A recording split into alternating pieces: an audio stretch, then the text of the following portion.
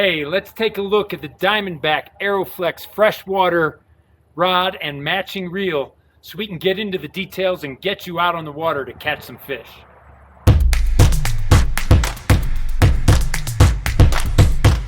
Hey, this is Mattis Sessel with Engearment.com.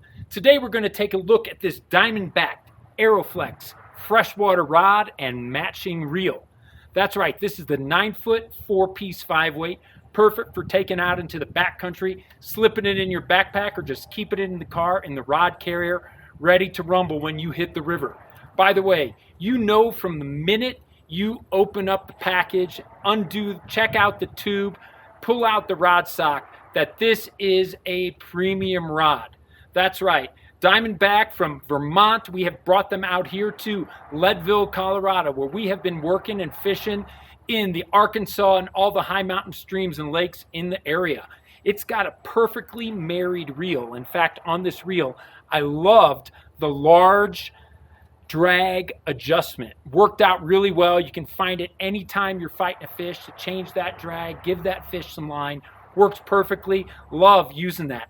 This rod, I used it early season in high water in the Arkansas itself, throwing dry dropper rigs and nymph rigs and catching some what I call Arkansas River fat 14ers. Okay, that's baby. right. Also took it out in my float tube and brought in some 19 and 20-inch trout down in Spinney Reservoir. This is a rod that looks good and feels good. There's no doubt you've got a high quality rod here. By the way, this rod has tons of power. You can throw heavy nymphs.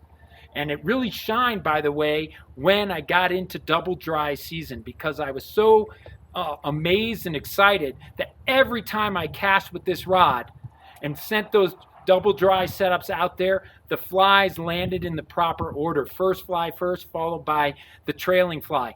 Every single time. So when you find the sweet spot on this rod, let this rod load up. It will do the job for you. I do find it had lots of fighting power. You could really fight fish through the butt of the rod. And we'll show you some photos of that as well.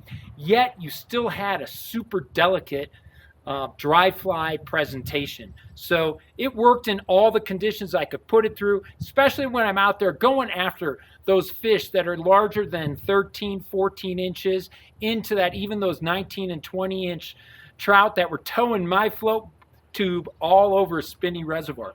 By the way, this reel, I just find it looks really cool. It's married to the rod perfectly, and the adjustment and its performance throughout my time using this rod, basically for the last 2 months, has been flawless. Super excited about this rod, glad about this entry, and would love to mention to you one more thing. I feel like the folks at Diamondback have intentionally made the guides just slightly larger, and I think that's a real advantage because I didn't have a single issue of my fly line, the connection to the leader and leader to tippet, or your triple surgeon knots flowing through the guides, even up at the very top of the rod.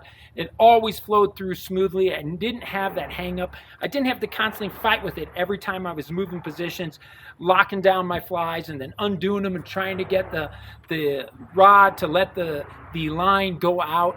Didn't have that issue, as the guides seemed to be perfect size for this rod. So hey, it's Mattis Sessel with Engearment.com. Go ahead, pick up the Diamondback AeroFlex Freshwater rod and with its matching reel, and you will keep your flies in the water so you can catch more fish.